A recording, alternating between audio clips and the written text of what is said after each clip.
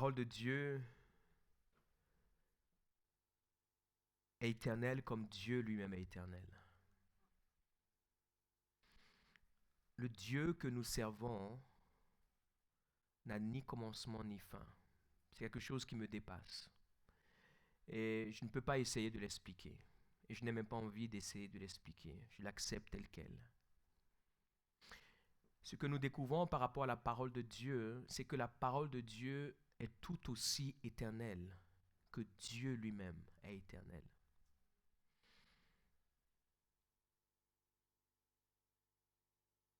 Lorsque nous désirons traverser les temps et les saisons de notre vie, nous devons apprendre à marcher avec la parole, parce que la parole est éternelle.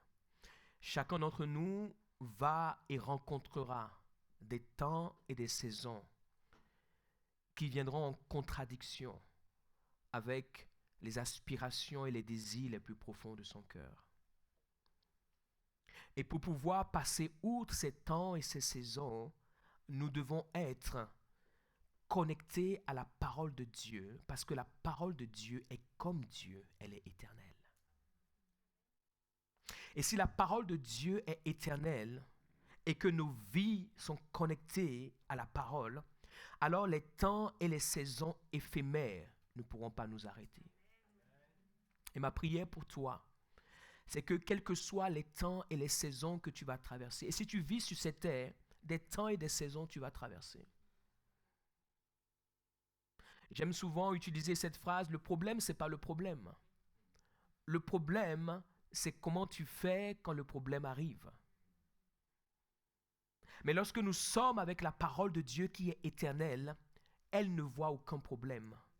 Parce qu'elle a en elle la capacité de pouvoir surmonter et outrepasser les problèmes. Dieu est uni à sa parole. Et c'est pour cela, parce que Dieu est uni à sa parole, qu'il veille sur sa parole. Nous l'avons vu la semaine dernière dans Jérémie 1, verset 12. C'est Dieu qui parle. Il dit quoi? Je veille sur ma parole pour l'exécuter. Ce qui veut dire que Dieu regarde, observe sa parole et il s'assure que ce qu'il a dit ne vienne pas le contredire. Je peux répéter ça? Dieu s'assure que ce qu'il a dit ne vienne pas le contredire. Et donc, il veille sur sa parole, il scrute sa parole, il regarde sa parole, il entoure sa parole, il préserve sa parole, il protège sa parole jusqu'à ce que sa parole s'exécute. Ce qui veut dire, si ma vie peut être enrobée de la parole de Dieu, Dieu s'assurera que ma vie soit exécutée en veillant sur ma vie. Si ma vie parle la parole de Dieu, si ma vie est l'expression de la parole de Dieu, si ma vie est connectée à la parole de Dieu, si ma vie ne se dissocie pas à la parole de Dieu, de la même manière que Dieu veille sur sa parole, Dieu veillera sur ma vie. Et il s'assurera que ma vie puisse exécuter ce que la parole dit concernant ma vie. Et c'est pour cela que certaines personnes peuvent arriver au soir de leur vie, comme le Seigneur Jésus-Christ lui-même à la croix, en disant tout est accompli. Pourquoi? Parce que Dieu a veillé sur lui, car il a gardé la parole, de sorte que tout ce qu'il devait accomplir, il a accompli. Et c'est pour cela que l'apôtre Paul dira à Timothée, combat le bon combat de la foi, afin qu'à la fin tu puisses dire, j'ai tout accompli. Mais le seul moyen d'y arriver, c'est d'être connecté à la parole de Dieu. Puisqu'il veille sur sa parole pour l'exécuter, alors Dieu est inéluctablement en alliance avec sa parole. Nous trouvons cela dans Ésaïe 55, au verset 10, il dit « Comme la pluie et la neige descendent des cieux et n'y retournent point, sans avoir arrosé, fécondé la terre et fait germer les plantes, sans avoir donné de la semence au semeur et du pain à celui qui mange. » Il dit quoi? Ainsi en est-il. Dieu dit ainsi. Ainsi veut dire c'est la même chose que ma parole, qui sort de ma bouche. Elle ne retourne point à moi sans effet et sans avoir exécuté ma volonté et accompli mes desseins. Donc Dieu dit une nouvelle fois, la parole qui sort de ma bouche, elle ne revient point à moi sans avoir exécuté. Et nous avons vu dans Jérémie 1,12 que Dieu veille sur sa parole pour pouvoir l'exécuter. Donc quand Dieu, Je dis bien Dieu. Quand Dieu dit quelque chose, il veille, il exécute parce qu'il est en alliance avec ce qu'il dit. L'alliance fait que Dieu est engagé à l'égard de sa parole. L'alliance fait que Dieu est obligé d'accompagner sa parole jusqu'à ce que sa parole enfante ce qu'elle doit enfanter. Dans Matthieu 24, 35, le ciel et la terre passeront, mais mes paroles ne passeront point. Mes chers amis, nous pourrions même nous arrêter là pour aujourd'hui et aller digérer et manger cette nourriture-là. Dieu dit, dans Matthieu 24, 35, que le ciel et la terre passeront, mais que ces paroles ne passeront point. Pourquoi? Parce qu'elles sont éternelles. Et Dieu est en alliance. Donc, lorsque nous sommes perturbés parce que la météo de notre vie, la météo de notre destinée, la météo de notre histoire, la météo de nos circonstances a changé, c'est parce que nous avons oublié que les météos peuvent changer, mais que la parole de Dieu ne peut pas changer. Mes chers amis, la météo de nos vies peut changer. La météo de ton travail peut changer. La météo de ton épargne peut changer. La météo de ta maison peut changer. Ta maison qui valait aujourd'hui tant peut demain valoir tant. Parce que maintenant, on a décidé qu'un avion va passer au-dessus de ta maison. Donc, il y a trop de bruit. Ta maison perd la valeur. On a décidé qu'un train passera pas loin de ta maison. Pour certains, c'est bien, mais pour d'autres, c'est pas bien parce qu'il y a trop de bruit. Donc, la météo de nos vies peut changer. Mais il dit que le ciel et la terre passeront, mais mes paroles ne passeront point.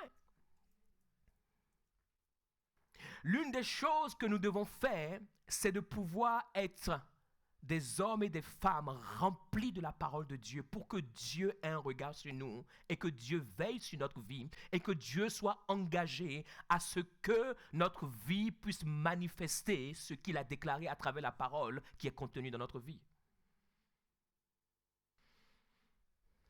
Et c'est pour cela, écoutez ceci,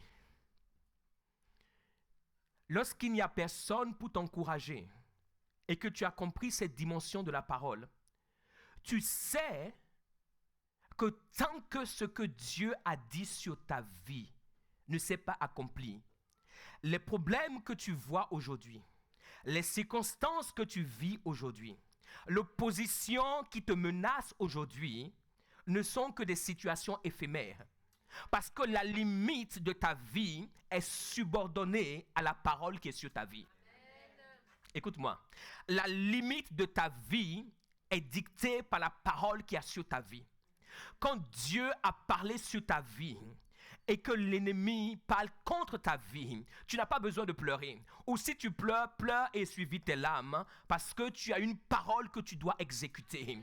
Quand Dieu a parlé sur ta vie, Dieu est engagé à pouvoir exécuter ce qu'il dit. Mais est-ce que vous savez, quelquefois, Dieu n'exécute pas ce qu'il dit? Pourquoi? Parce que nous nous dissocions et nous nous désengageons de sa parole, alors Dieu n'est plus engagé. Quand Dieu a parlé sur ta vie et que tu crois que ce que Dieu a dit est vrai et que tu t'accroches à ce que Dieu a dit, peu importe les circonstances. C'est pour cela qu'il dit dans le psaume 91 que 1000 tombent à ta droite, 10 000 à ton côté, tu ne seras pas atteint. Le problème, c'est pas les 1000 qui sont à ta droite. Le problème, c'est pas les 10 000, ou peut-être dans ton cas, c'est 1 million. Peut-être dans ton cas, c'est 10 millions. Peut-être dans ton cas, c'est 1 milliard. Peut-être que toi, tu as tous les problèmes de la terre rassemblés, mais ça ne change absolument rien. Il dit, peu importe. Il dit, tu ne seras pas atteint. Quand tu sais cela, tu sais qu'il y a une parole qui te porte et une parole qui te transporte. Et tant que cette parole n'est pas exécutée, peu importe ce qui se passe, Dieu a toujours son regard sur toi. Même si tu ne manges pas à ta faim, sache que Dieu a son regard sur toi. Même si tu n'as pas tout ce que tu dois avoir, sache que Dieu a son regard sur toi. Et tu peux te lever le matin, même lorsque tu n'as rien, et tu peux dire, je sais qu'aujourd'hui, mon Dieu sera avec moi. Pourquoi? Parce qu'il y a une parole sur ma vie. Il est obligé d'exécuter cette parole. S'il n'exécute pas cette parole, on retiendra dans l'histoire qu'un jour Dieu a failli. Alors Dieu, si tu veux être appelé le Dieu qui a failli, je te laisse la liberté d'être ce Dieu qui a failli. Mais pour moi, je continuerai de croire que ce que tu as dit sur ma vie, tu es engagé et tu dois l'exécuter. C'est pour cela qu'un enfant de Dieu ne peut pas avoir peur de la mort. Quelqu'un qui ne connaît pas Dieu a le droit d'avoir peur de la mort. Parce qu'il ne sait pas quand la mort vient le chercher. Mais un enfant de Dieu sait quand la mort vient le chercher. Moi, je sais le jour où je vais mourir. Ça fait rire certaines personnes. Vous voulez savoir quel jour? Je ne sais pas si ça les fait rire parce que j'ai dit que je sais ou parce qu'elle veut savoir le jour. Vous voulez savoir le jour? Un enfant de Dieu ne peut pas avoir peur de la mort. Vous savez pourquoi? Parce qu'un enfant de Dieu sait que la mort ne peut pas venir le chercher tant qu'il n'a pas accompli ce qui est écrit sur sa vie.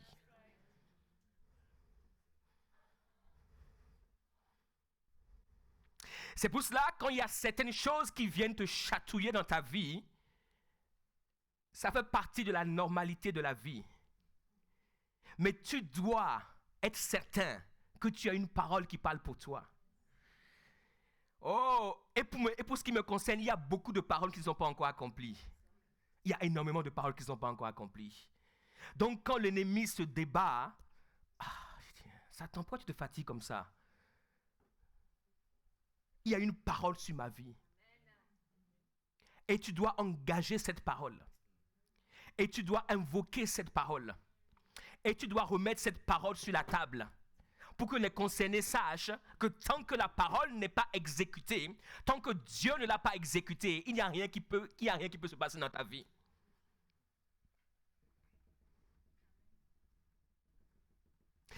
Ils l'ont cherché plus d'une fois, ils n'ont jamais réussi à mettre la main sur lui.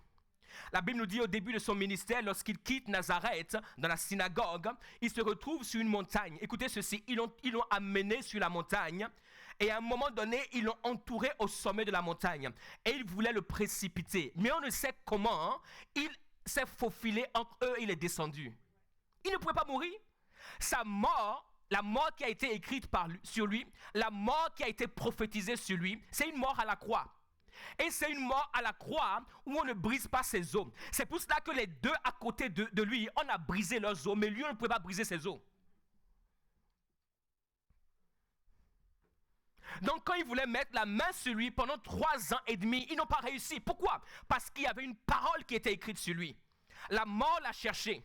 Ils l'ont accusé. Ils ont fait toutes sortes de choses, mais ils ne pouvaient pas. Jusqu'au jour où la parole devait s'accomplir, il est rentré à Jérusalem comme un ânon. C'est pour cela qu'il a envoyé ses disciples. Il lui a dit, allez dans telle maison. Vous verrez un ânon sur lequel personne n'est jamais monté. Parce que cet ânon correspond à la parole que le prophète Ésaïe a déclarée me concernant. Cette parole qui a été écrite. Je suis celui qui doit monter sur cet ânon. Alors le temps est arrivé pour moi d'entrer de manière triomphale à Jérusalem. Et lorsqu'ils sont allés, la Bible nous dit, ils ont trouvé les choses comme cela était. Et il a dit, quand quelqu'un vous demandera, pourquoi est-ce que vous détachez l'ânon? Dites-lui que le maître en a besoin. Parce que ça a été écrit que le maître devait utiliser cet ânon.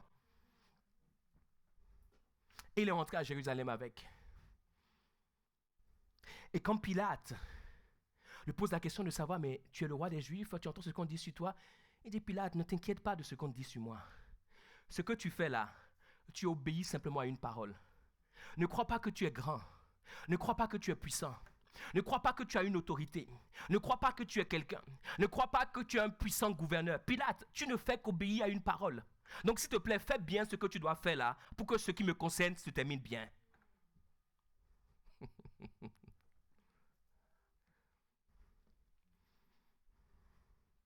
La Bible nous dit, il est allé à la croix comme une brebis qu'on amène à la boucherie. Parce que la parole qui a été écrite sur lui disait qu'il fallait faire cela. Tant qu'il y a une parole sur ta vie, tu ne peux pas mourir avant ton temps. C'est pour cela, écoutez ceci. La plus grande arme que l'ennemi utilise contre nous, c'est l'ignorance. C'est pour cela que tu ne peux pas être ignorant de la parole de Dieu. 1. La parole écrite logos. 2. La parole révélée. Tu dois être connecté à l'Esprit de Dieu pour savoir, Saint-Esprit, je suis entré dans ce monde, j'ai été sauvé. Pourquoi? Qu'est-ce que tu dis à mon sujet? Qu'est-ce que je dois accomplir? Où est-ce que je dois être? Avec qui je dois être? Comment est-ce que je dois marcher? Tu dois connaître ces choses afin que lorsque l'ennemi viendra pour t'induire dans l'ignorance, de sorte que toi-même tu annules la parole qui préserve ta vie afin de pouvoir te précipiter à la mort, que tu puisses dire, Satan, I caught you, je t'ai eu, tu ne peux pas le faire avec moi.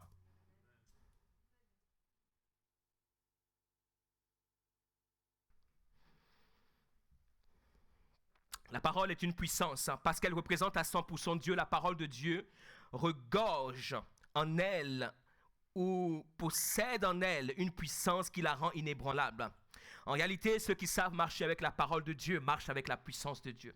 Lorsque tu sais marcher avec la parole de Dieu, tu marches avec la puissance de Dieu. Dans le livre du prophète Jérémie, chapitre 23, verset 29, il dit quoi? Ma parole n'était pas comme un feu, dit l'Éternel, et comme un marteau qui brise le roc. Il dit que sa parole est comme un feu et un marteau qui brise le roc. Mes chers amis, quel est le roc, qui combat notre vie? Quelle est la montagne qui s'élève contre notre vie? Quelle est la situation d'impossibilité, qui se moque de nous? Il dit, ma parole, c'est comme un marteau qui brise le roc. Ce qui veut dire qu'il n'y a rien dans cette vie aussi solide, aussi dur, aussi difficile, aussi imprenable, aussi inatteignable, qui vienne contre nous, que la parole de Dieu ne peut pas détruire. Il dit, ma parole est comme un feu. Et vous savez, le feu a cette capacité d'embraser tout. Et il dit, ma parole est un marteau qui brise le roc. Oh, j'aimerais te dire qu'il est temps pour toi que tu puisses connaître la parole de Dieu concernant ta vie, afin de pouvoir briser tout roc qui s'élève contre toi. Oh, je prie pour toi, que tu puisses découvrir la puissance qui est associée à la parole de Dieu. Dans Romains 1, verset 16, car je n'ai point honte de l'évangile, c'est une puissance de Dieu, pour le salut de quiconque croit. Il dit l'évangile, il dit la parole de Dieu est une puissance de Dieu pour quiconque croit. Il y a l'association de la parole de la foi, je parlerai un peu plus tard de la foi, mais il dit ceci, que la parole de Dieu est une puissance pour le salut de ceux qui croient. Il y a une puissance dans la parole de Dieu, il y a une puissance dans la parole de Dieu, il y a une puissance dans la parole de Dieu. Aujourd'hui, nous sommes prêts à tout pour chercher la puissance. Nous sommes prêts à aller de séminaire en séminaire, de réunion en réunion. Nous sommes prêts à voyager à travers les 5 continents. Mes chers amis, il y a une bonne chose de pouvoir se retrouver à un endroit quand Dieu nous y envoie. Mais quand nous sommes en promenade, ce n'est pas bon. Si Dieu t'envoie à un endroit, c'est parce qu'à cet endroit-là, il veut t'amener à découvrir une certaine dimension de sa parole. Mais j'aimerais te dire que nous avons suffisamment à découvrir de la parole de Dieu. Chacun de nous, chaque jour. Quelle est la dernière fois où tu t'es assis avec la puissance de Dieu pour pouvoir nager dans une profondeur de la puissance de Dieu?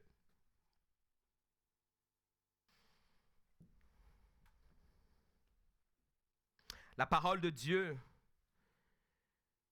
nous permet de pouvoir avoir une vie préservée. Le plus grand ennemi de l'homme est la mort.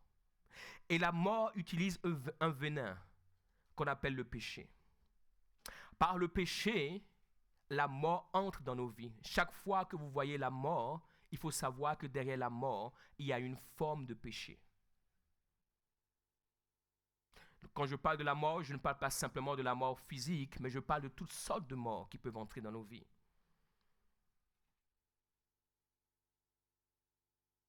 Notre plus grand ennemi est la mort. Et la mort utilise un venin. Et ce venin, c'est le péché. Mes chers amis, l'une des dimensions dans laquelle nous voyons la puissance de Dieu opérer en notre faveur, c'est contre le péché. Et la parole de Dieu est un antidote au péché. La parole de Dieu est un antidote au péché. Le péché est ce venin mortel qui ouvre la porte à la mort. Mais lorsque nous marchons avec la parole de Dieu, c'est un antidote terrible face au péché. Il dit ceci dans le psaume 119, verset 10, « Je te cherche de tout mon cœur. » Il dit quoi? « Je te cherche de tout mon cœur. » Il dit « Ne me laisse pas égarer loin de tes commandements. » Il dit « Je te cherche de tout mon cœur et s'il te plaît Seigneur, ne permets pas que je m'éloigne de ta parole. Ne me permets pas que je m'éloigne de tes préceptes. Ne permets pas que je m'éloigne de tes commandements. Ne permets pas que je m'éloigne de ce que tu dis. » Pourquoi? Il dit « Je sais ta parole dans mon cœur afin de ne pas pécher contre toi. Béni sois-tu, ô Éternel, enseigne-moi tes statuts. » Il dit, je sais ta parole dans mon cœur afin de ne pas pécher contre toi. Lorsque la parole de Dieu est en nous, nous avons avec nous un antidote face au péché. Est-ce que cela veut dire que ceux et celles qui sont nés de nouveau ne pêchent plus? Ça ne veut absolument pas dire cela. Nous sommes tous des pécheurs. Mais écoutez ceci, il y a une différence entre celui qui pêche, qui tombe dans le péché, comme vous, comme moi, comme chacun d'entre nous, et celui qui vit dans le péché. Celui qui tombe dans le péché se relève du péché. Oh, celui qui tombe dans le péché peut essuyer le péché loin de sa vie. Mais celui qui vit dans le péché est esclave du péché. C'est deux choses complètement différentes. Et celui qui est esclave du péché finit par mourir parce que le péché est ce venin mortel qui va l'amener à la mort. Et ce que le psalmiste, ce que le roi David dit ici, il dit c'est que je sais ta parole dans mon cœur afin de ne pas pécher contre toi. Donc, la parole de Dieu est un antidote face au péché. Si tu veux vivre une vie de plus en plus loin du péché que tu commettais hier, du péché qui avait emprise sur toi, du péché qui te rendait esclave, tu dois de plus en plus serrer sa parole dans ton cœur. Mes chers amis, ce n'est pas une œuvre que Dieu fait, c'est une œuvre que nous faisons. Et c'est là où nous pouvons des fois nous tromper. Parce que nous attendons de Dieu certaines choses que Dieu ne peut pas faire. Dieu ne peut pas venir jeter la parole dans notre cœur. Ça veut dire que Dieu serait en train de nous forcer. Et il dit, je sais ta parole où? Pas dans ma tête. Je sais ta parole dans mon cœur. Et j'ai très bien aimé le témoignage tout à l'heure où clairement ils ont dit, Seigneur, nous te donnons les clés. Seigneur, nous acceptons que le ménage soit fait. Je serre ta parole dans mon cœur. Je décide que dans mon cœur, ta parole puisse avoir sa place, la place qu'elle doit avoir. Ce qui veut dire que je ne dois plus discuter avec la parole. Cela veut dire que lorsque je laisse la parole entrer, je dois la laisser faire son travail. Et vous savez, la parole ne nous dira pas ce que nous avons envie d'entendre. La parole ne nous dictera pas ce que nous aimerions entendre. Mais si nous laissons la parole être dans notre cœur, cela va produire un effet dans notre vie. Aujourd'hui, des fois, nous semblons être confrontés à des problèmes qui sont insurmontables. Mais j'aimerais nous rappeler qu'il y a une puissance dans la parole, que la parole de Dieu est un antidote face au péché. Et si nous pouvons laisser cette parole, alors cette parole va réellement et de manière surnaturelle agir dans notre vie. Lorsque ces jeunes gens se sont retrouvés à Babylone, Daniel et ses compagnons, la Bible nous dit que Daniel va choisir de ne pas se souiller avec les mets du roi, lui et ses compagnons, les trois autres, Shadrach, Meshach et Abednego. Et ce qui va se passer, par ce choix qu'ils vont faire de pouvoir garder la parole de Dieu, Dieu va honorer leur vie. Et vous savez qu'ils n'étaient pas les seuls déportés, les seuls exilés, il y en avait d'autres. On ne sait pas ce que les autres ont fait, mais a priori, les autres ont choisi de suivre ce qui leur a été demandé. Mais eux, ils ont choisi de serrer la parole de Dieu. Et plus tard, quand vous lisez dans Daniel au chapitre 2, verset 48, la Bible nous dit « Ensuite le roi, en parlant du roi Nebuchadnezzar, éleva Daniel et lui fit de nombreux et riches présents. Il lui donna le commandement de toute la province de Babylone et l'établit chef suprême de tous les sages de Babylone. Daniel pria le roi de remettre l'intendance de la province de Babylone à Shadrach, Meshach et Abednego. Et Daniel était à la cour du roi. Ces hommes ont choisi de pouvoir serrer la parole de Dieu. Malgré les temps difficiles, malgré les temps compliqués, malgré le manque d'intégrité, eux, ils ont fait le choix de l'intégrité. Ils ont fait le choix de l'authenticité. Ils ont fait le choix de la droiture. Et Dieu les a honorés. Quelquefois, nous voulons que Dieu nous honore, mais nous ne faisons pas notre part. Dieu ne fera pas tout à notre place. Dieu nous observe, il nous regarde. Et il regarde la manière dont nous traitons sa parole. Est-ce que nous prenons la parole de Dieu à la lettre? Aujourd'hui, nous vivons dans un monde où on discute énormément. Mes chers amis, on ne discute pas avec la parole de Dieu. La parole de Dieu est éternelle. La parole de Dieu existait avant nous. La parole de Dieu existait avant toutes les réalités que nous avons. Il y a des hommes et des femmes qui ont, été confrontés avant nous à des choses sur cette terre. Et la parole de Dieu a été pour eux la solution. Et la parole de Dieu continuera. Quel que soit ce que le monde dit, quelles que soient les inventions, quel que soit ce que nous accomplissons, mes chers amis, toutes ces choses sont bonnes, sont excellentes. Mais aucune de ces choses ne pourra surpasser la puissance de la parole de Dieu.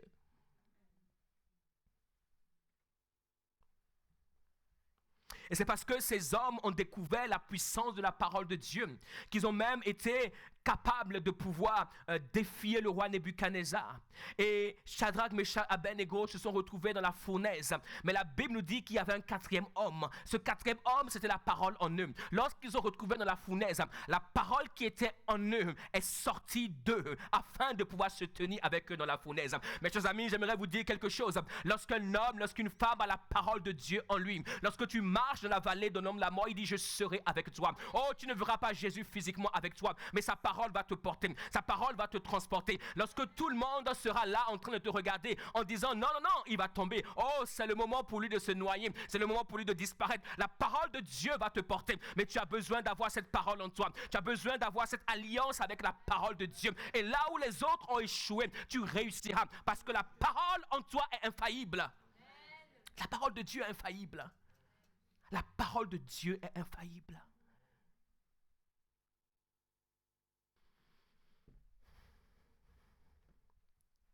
Cette parole est tellement puissante que nous devons construire nos vies sur la parole. Cette parole est tellement puissante qu'elle doit devenir une fondation. Quand nous voyons tout ce que la parole de Dieu représente, toute la puissance qu'elle contient, mes chers amis, nous ne devons pas jouer avec la parole de Dieu, mais nous devons la chérir. Nous devons la garder, nous devons la préserver. La vie ne nous fera généralement pas cadeau. Et vous savez, la vie sera encore plus dure avec nous qui sommes devenus des enfants de Dieu. De manière générale, la vie ne fait pas cadeau. La vie, elle ne fait pas cadeau. Elle n'est pas tendre. Mais encore plus pour nous qui sommes devenus des enfants de Dieu.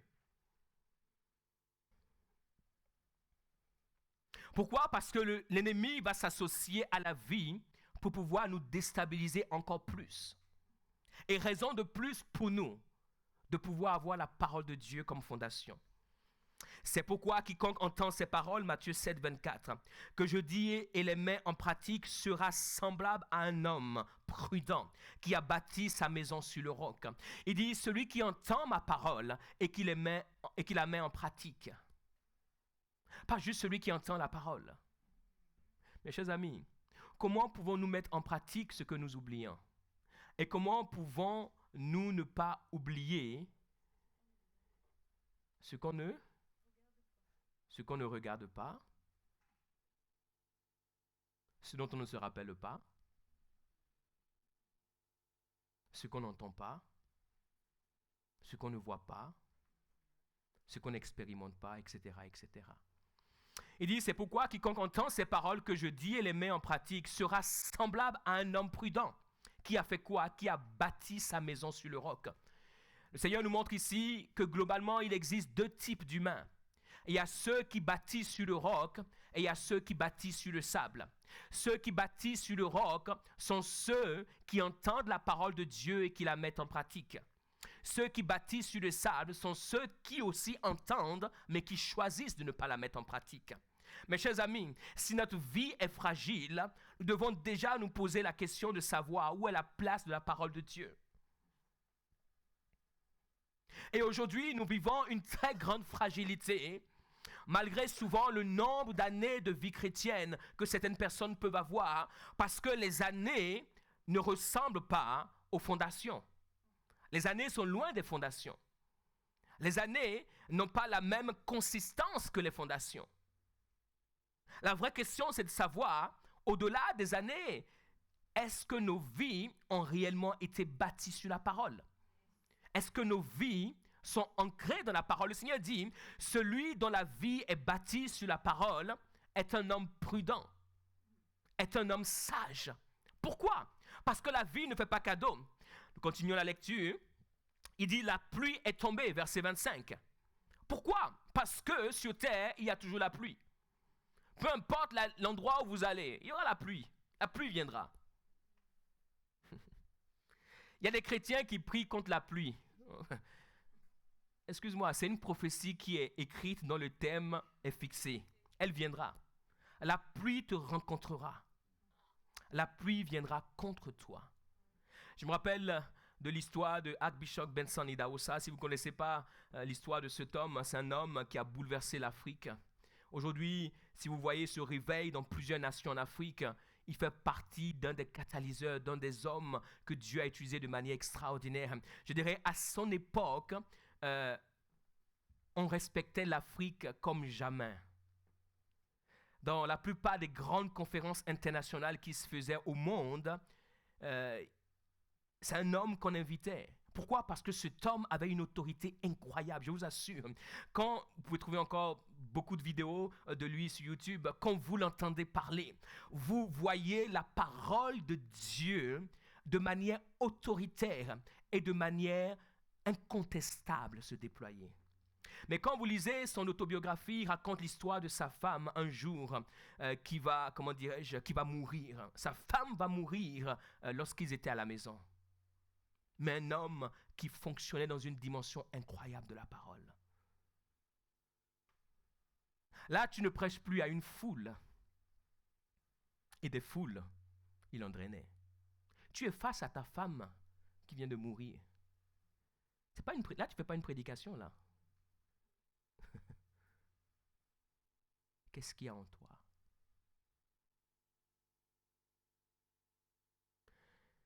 Ceci pour nous dire que quelle que soit l'onction que nous avons, la pluie viendra.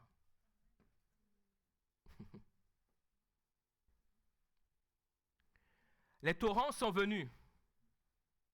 La pluie, les torrents, les vents, et se sont jetés contre cette maison. Elle n'est point tombée parce qu'elle était peinte en bleu. Elle n'est point tombée parce que c'était une maison du Nord. Elle n'est point tombée parce qu'elle était exposée plein sud. Elle n'est point tombée parce qu'elle était le système traversant. Mes chers amis, tous ces critères sont bons lorsque nous achetons la maison. Mais ce qui fait que la maison ne tombe pas, ce sont les fondations. Ce n'est pas parce qu'elle est exposée plein sud. Ce n'est pas parce qu'elle est bleue. Ce n'est pas parce qu'elle a une belle piscine. Non, tout ça c'est bon, c'est bien. Mais ce qui fait qu'elle ne tombe pas, ce sont les fondations. Et ce que le Seigneur est en train de dire, ce qui fait que notre vie ne tombe pas, ce sont nos fondations.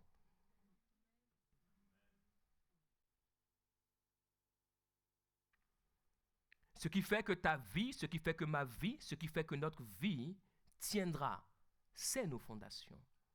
Et nous ne pouvons pas faire l'économie de nos fondations.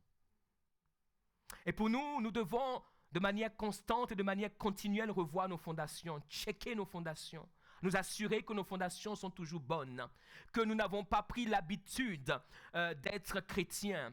C'est une mauvaise habitude. Que nous n'avons pas pris l'habitude de venir à l'église, d'entendre des messages. Mes chers amis, chaque fois que je viens à l'église, c'est comme si c'est la première fois que je venais à l'église. Écoutez,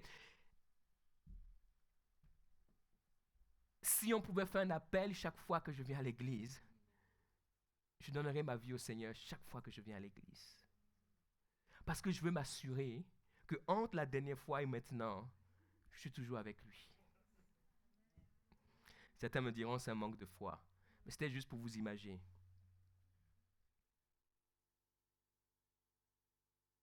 Nous devons nous challenger nous-mêmes par rapport à nos fondations. Ulrich, est-ce que tu crois ce que tu dis? Est-ce que tu crois ce que tu prêches? Est-ce que tu crois encore?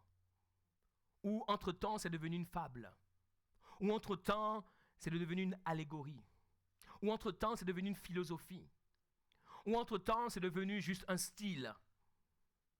Un style de faire un culte le dimanche. Allez, pour changer, on le fait l'après-midi. Comme ça, c'est un peu plus fun. Les gens, on fait la grasse mat. Bon, même si certains dorment l'après-midi en plein culte, bon, c'est pas grave, mais... Faire un style, faire quelque chose de différent. Quelque chose qui sort de l'ordinaire. Chers amis, ça va bien au-delà de ça.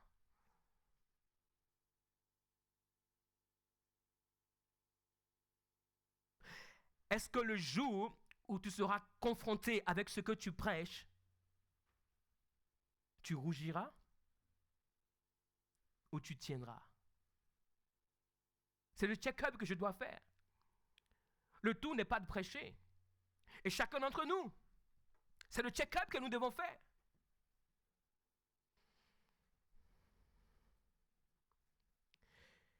La maison représente notre vie et cette vie doit absolument être fondée sur le roc. Et ce roc, c'est Christ, qui est la parole de Dieu. Christ qui est devenu cette pierre angulaire. La Bible nous dit dans Actes 4, verset 11, Jésus est la pierre rejetée par vous qui bâtissez, qui est devenue la principale de l'angle. Jésus est devenu la pierre angulaire sur laquelle nos vies doivent être bâties. Jésus est devenu ce roc sur lequel nos vies doivent être établies. Ce qui veut dire que lorsqu'on appuie le bouton, matin c'est Jésus, midi c'est Jésus, le soir c'est Jésus, l'après-midi c'est Jésus, la nuit c'est Jésus, éveillé c'est Jésus, peu importe c'est Jésus. Quand je prends cette décision, est-ce que c'est la décision que Jésus devrait prendre? Quand je prends cette direction, est-ce que c'est la direction que Jésus devait prendre? Et aujourd'hui, vous savez ce qu'on nous dit? On nous dit que nous sommes trop spirituels. Si nous sommes trop spirituels, il ne faut pas du tout être spirituel. Parce qu'il n'y a rien qui s'appelle être trop spirituel. Soit tu es spirituel, soit tu n'es pas. Soit c'est Jésus, soit c'est pas Jésus. Soit c'est Yahweh, soit c'est pas Yahweh. Soit c'est le Saint-Esprit, soit ça l'est pas. Il n'y a pas quelque chose qu'on appelle être trop spirituel. Ça n'existe pas. Soit tu es spirituel, soit tu ne l'es pas du tout. Soit c'est Jésus, soit c'est pas Jésus. Soit ta maison est bâtie sur Jésus, ta vie est bâtie sur Jésus. Est-ce que vous avez déjà vu une vie qui est bâtie en même temps sur le roc et sur le sable? Ça n'existe pas. C'est l'un ou l'autre. Soit c'est le sable, elle s'effondre, il n'y a aucun problème, on sait ce qui arrivera. Soit c'est Jésus, et c'est Jésus et rien que Jésus. Et tout pour Jésus, et encore Jésus. Et toujours Jésus, et malgré tout Jésus. Le oui mais n'existe pas. Même des fois quand ça fait un peu mal, mais c'est Jésus. La croix, c'est Jésus. La bénédiction, c'est Jésus. La souffrance, c'est Jésus. La faveur, c'est Jésus. Les insultes, c'est Jésus. C'est toujours Jésus. Est-ce que tu peux dire à ton voisin, c'est toujours Jésus? Oh.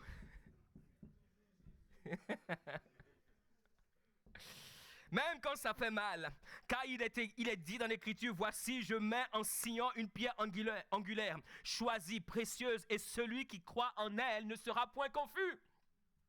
1 Pierre 2,6, je mets en Sion une pierre angulaire. Cette pierre-là, il dit, c'est une pierre qui est choisie. C'est une pierre qui est inébranlable.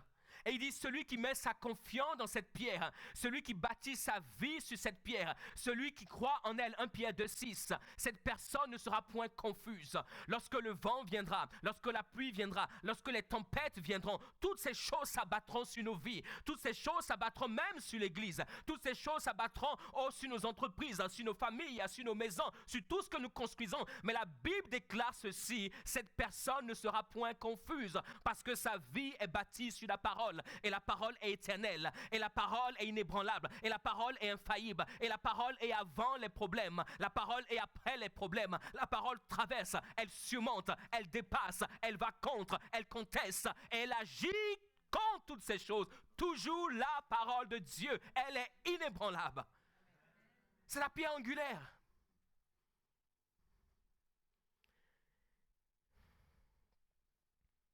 Dans le psaume 11, verset 3, le psalmiste pose cette question, quand les fondements sont renversés, le juste, que fera-t-il?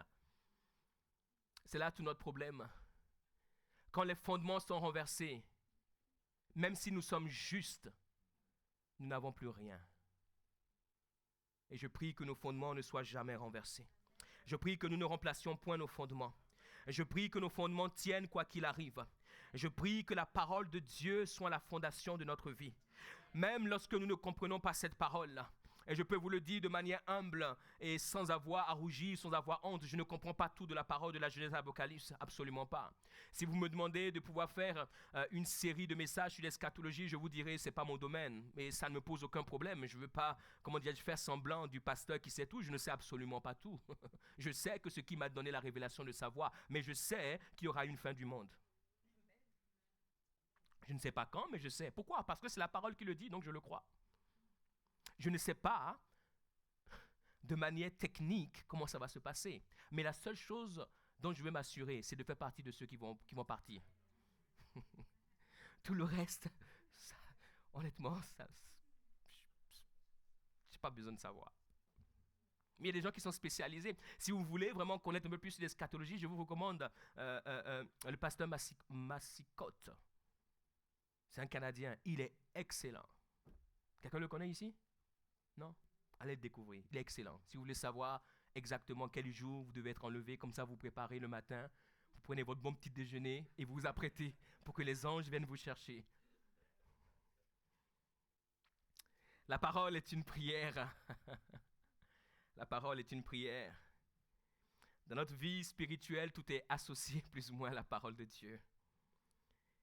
Mes chers amis, même notre vie de prière dépend de la parole. Je dis bien dépend de la parole de Dieu.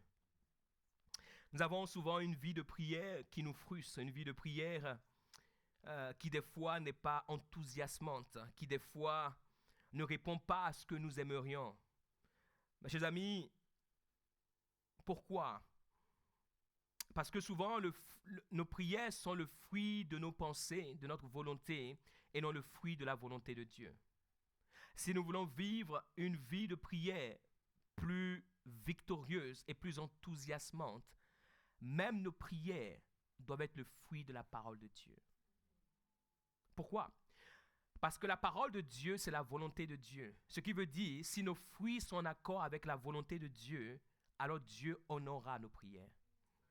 J'aimerais un peu creuser cette dimension de la prière avec vous, parce que souvent, c'est un domaine dans lequel nous sommes un peu perdus.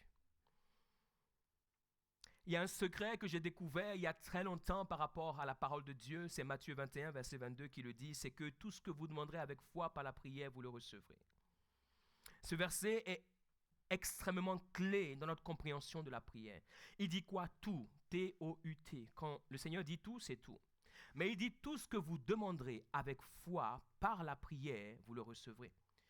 Comme j'aime souvent le dire, la prière, c'est le véhicule, la foi, c'est le contenant. Donc, lorsqu'il dit tout ce que vous demanderez avec foi par la prière, le plus important, ce n'est pas la prière, le plus important, c'est la foi qui va avec la prière. Parce que la prière peut être exprimée sans que la foi ne soit présente. Et si la prière est exprimée sans que la foi ne soit présente, alors Dieu ne pourra pas être présent. Nous prions beaucoup.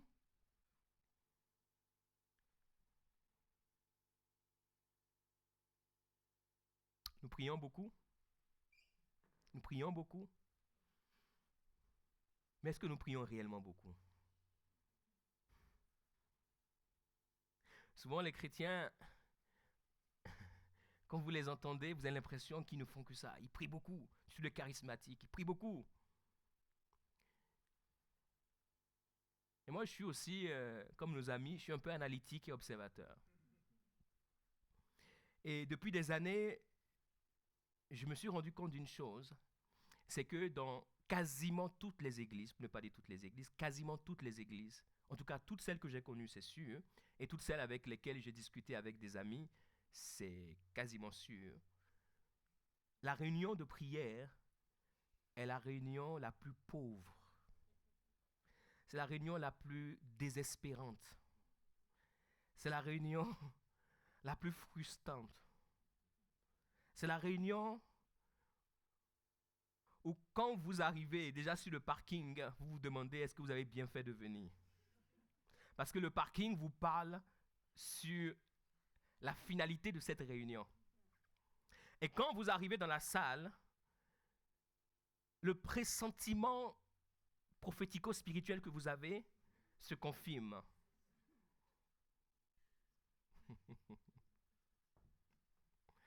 La réunion de prière est le parent pauvre de tous nos programmes, partout. Et aussi loin que je puisse me rappeler, ça a toujours été le cas. Et je fais partie de ces derniers des Mohicans qui essaient de pouvoir donner, comment je vais dire ça, un goût, une saveur, une odeur particulière à la prière. Et je bénis le Seigneur de ce que j'ai quelques Mohicans avec moi. Mais écoutez ceci. Normalement, ce que vous aimez, ce que vous mangez le plus, lorsqu'on vous donne l'occasion de le manger, vous êtes le premier à courir. Maintenant, regardez ceci. Si la prière est la réunion la plus pauvre dans quasiment toutes les églises, la réalité des choses, c'est qu'en réalité, la prière est quasiment inexistante dans la vie des chrétiens hors de l'église.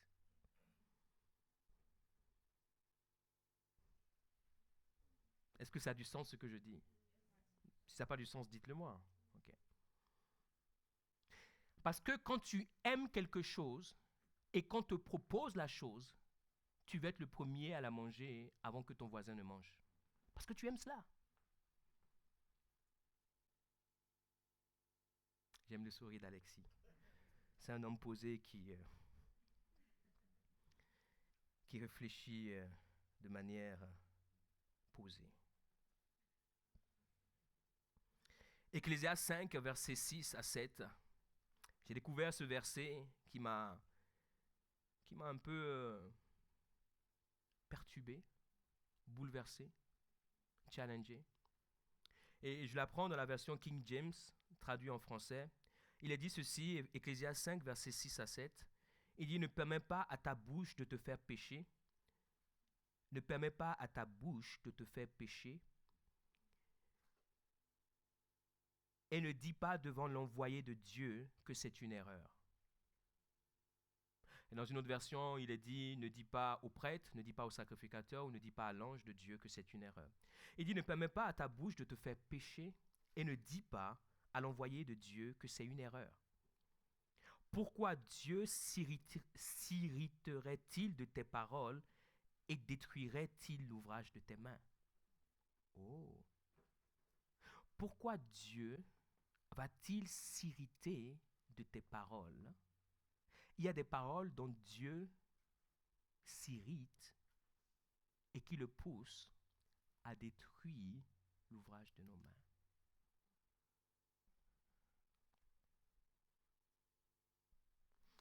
Tout ce que vous demanderez avec foi par la prière, vous le recevrez. Il y a des choses que nous demandons à Dieu qui l'irritent et qui l'empêchent de pouvoir bénir ce pourquoi nous lui demandons cela, entre autres l'ouvrage de nos mains.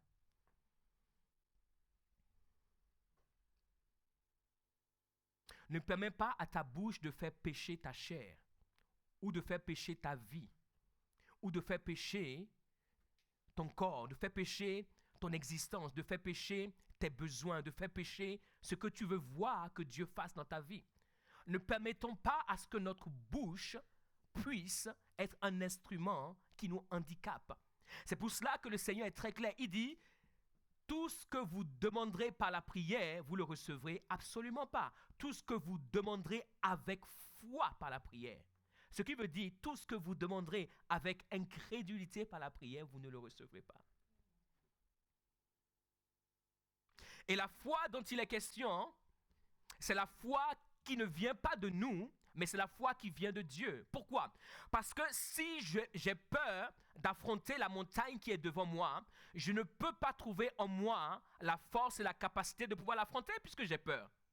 Mais la montagne m'a déjà vaincu, j'ai peur. Je n'ai aucune foi en moi pour la vaincre. Donc, pour vaincre la montagne, j'ai besoin qu'on puisse me donner une foi et un courage qui permettra à ce que je puisse vaincre ma peur et en vainquant ma peur, je puisse vaincre la montagne qui est devant moi. C'est pour cela que Romains 10, verset 17 nous dit que ainsi la foi vient de ce qu'on entend et ce qu'on entend vient de la parole de Christ. Quand je suis devant la montagne et qu'elle est plus grande que moi et que je ne peux pas m'élever au-dessus de cette montagne, j'ai besoin de quelque chose qui n'est pas en moi, qui ne vient pas de moi et ce quelque chose doit venir de Dieu.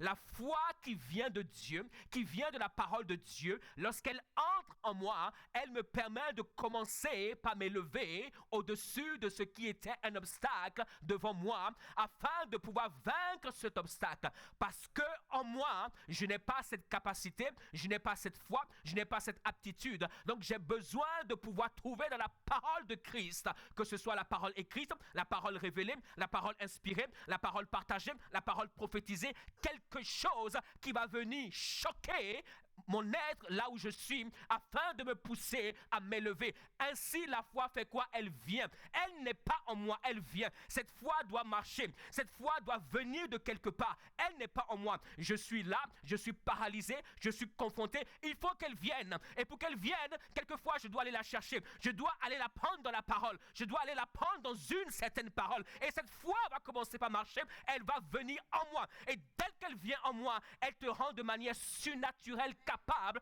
de pouvoir t'élever au-dessus de ce qui est une montagne devant toi.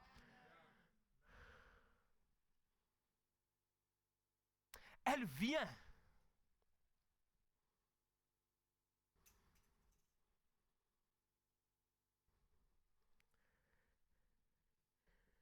La prière est le moyen pour communiquer avec Dieu, tandis que la foi est l'ingrédient pour toucher Dieu. Mes chers amis, c'est la foi qui véhicule la prière.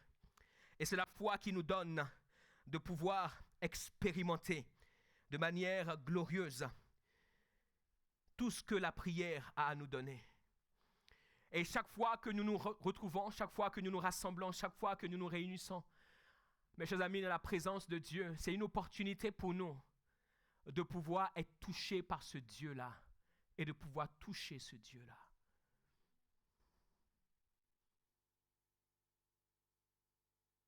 Je partageais vendredi dernier qu'il y a la foi qui vient à toi lorsque tu es chez toi avec la parole de Dieu.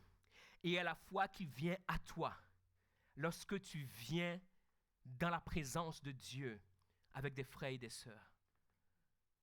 Le nombre de fois où je suis allé à l'église, où le pasteur a prêché uniquement pour moi. Je me suis dit, mais on assiste à un face-à-face, il me parle. Qu'à moi seul. Et vous savez ce qui est étonnant, c'est que tout le monde dans la salle peut dire, mais c'est à moi seul qui parle. Ça, c'est tout le mystère de la parole. La même parole est capable de parler à tout le monde en même temps. Il y a une foi qui vient lorsque toi-même tu es avec la parole, et il y a une foi qui vient lorsque tu es exposé à la parole d'une autre manière. Et c'est ce que la parole prophétique fait. Tu as un stade de ta vie, tu as un moment de ta vie où tu as besoin que Dieu puisse venir à toi. Et avec une parole prophétique, il va t'encourager pour les 10 prochaines années de ta vie. Avec une parole prophétique, il va te remettre d'équerre pour que tu puisses poursuivre la vision qu'il t'a donnée. Amen. Et je prie qu'en cette saison de ta vie, que la parole de Dieu, puisse de manière indiscutable, véritablement parler dans ta vie. Que la parole de Dieu puisse de manière indiscutable, se révéler à toi. Et pour cela, chacun d'entre nous, nous devons accepter la parole. Lorsque l'ange de l'Éternel est venu voir Marie, il lui a dit, le Saint-Esprit viendra sur toi, son homme te couvrira. D'abord, il lui a dit, tu deviendras enceinte. Elle a dit, comment? Il lui a dit, par le Saint-Esprit, il viendra sur toi, son homme te couvrira. Marie va dire en quelque sorte, je ne comprends pas ce que tu me dis, c'est pas compréhensible ce que tu me dis, mais elle dira quelque chose que nous devons tous apprendre à dire. Qu'il me soit fait selon ta parole. Je ne sais pas ce que c'est. Une vierge qui devient enceinte, un Messie, un sauveur de l'humanité, le Fils de Dieu. Beaucoup de choses. Moi, je suis une petite Marie de Nazareth, s'il te plaît. Mais bon, tu l'as dit, qu'il me soit fait selon ta parole. Et l'ange va lui dire, tu sais, ta parente Élisabeth, la vieille là, elle est enceinte. Il dit, ah ok, alors là, c'est le jackpot. Qu'il me soit fait selon ta parole. Acceptons la parole de Dieu. Acceptons la parole de Dieu. Acceptons la parole de Dieu. Acceptons la parole de Dieu.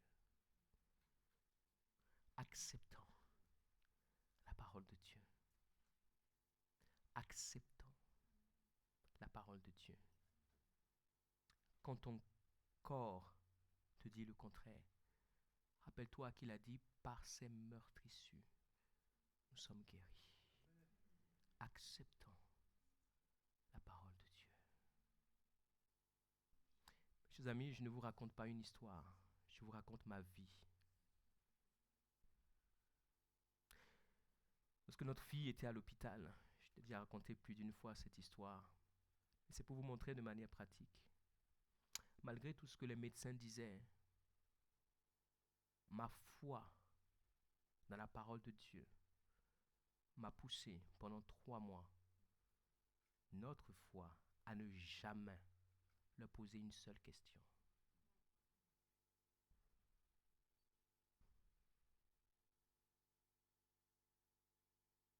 Et un jour, ils sont venus nous voir et nous ont dit, vous êtes les seuls parents, vous êtes les seuls, et vous ne posez pas de questions, vous ne voulez pas savoir quelles sont les éventuelles séquelles. On n'a pas besoin de savoir, parce qu'on a foi en Dieu. Et un jour, le Saint-Esprit m'a dit, écris le psaume 139. Et j'ai écrit le psaume 139. Je suis une créature si merveilleuse. Mes chers amis, attendez. Vous savez, ce qui me choque le plus avec nous, ne le prenez pas personnellement, hein, je dis avec nous, je parle de nous tous, on est tous dans le même bateau. Hein, Ce qui me choque, vous savez, le plus, c'est que nous disons que nous croyons en Dieu. Nous disons. Mais la foi ne se dit pas. La foi se confesse et la foi se démontre. Je dis pas, je crois en Dieu. Moi, je ne passe pas partout en disant je crois en Dieu, je crois en Dieu. Non. C'est pas comme ça que ça marche. Si tu crois en Dieu, si je crois en Dieu, si nous croyons en Dieu, confessons Dieu et Dieu lui-même se démontrera par lui-même.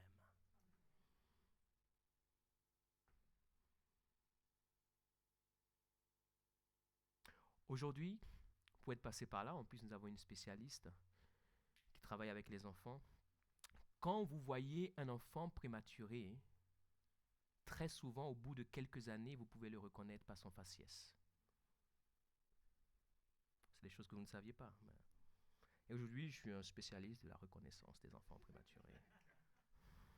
Parce que je suis passé par là. Donc. Mais la confession de la parole détermine l'issue de ta vie. Nous avons tous des pluies. Et je peux vous citer encore d'autres pluies qu'il y a eu dans ma vie, d'autres torrents qu'il y a eu dans ma vie, d'autres bouleversements qu'il y a eu dans ma vie. Mais ce que nous disons, à partir de ce que nous croyons. Et lorsque tu es ici et que tu n'as pas de foi, s'il te plaît, arrête d'être chrétien. Sois honnête, sois vrai, sois sincère, sois authentique. Dis-lui, Saint-Esprit, là où je suis, il n'y a plus de foi. Je t'en supplie, donne-moi la parole qui permettra à ce que la foi vienne. La Bible nous dit, ils étaient dans la barque, ils ont vu Jésus venir, ils pensaient que c'était un fantôme, et ils criaient tous, et ils avaient peur. Et Jésus va leur dire, s'il vous plaît, c'est moi, n'ayez pas peur. Et Pierre va dire, si c'est toi, Seigneur, ordonne que je vienne. Que je vienne. Et Jésus a fait quoi? Jésus a ordonné en disant, viens. Quand Jésus a dit, viens, la foi, Romains 10, verset 17, ainsi la foi vient de ce qu'on entend, et ce qu'on entend vient de la parole de Christ. La foi est venue en lui, il était avec les autres. Vous savez ce qui s'est passé? Il les a laissés là. Et dans notre vie, ceux que nous voyons, qui sont au même endroit que nous, mais qui s'élèvent, c'est parce qu'ils nous laissent. La foi vient. Et les copains, voilà, la foi est venue. Hein. Maintenant, moi, je marche sur l'eau. Les copains disent,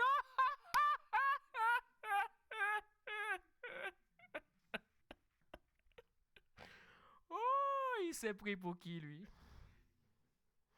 Et la Bible nous dit qu'il s'est élevé. Et il a commencé par marcher sur l'eau. Et les autres sont restés dans la barque. Levons-nous de notre barque. Que le nom du Seigneur soit béni.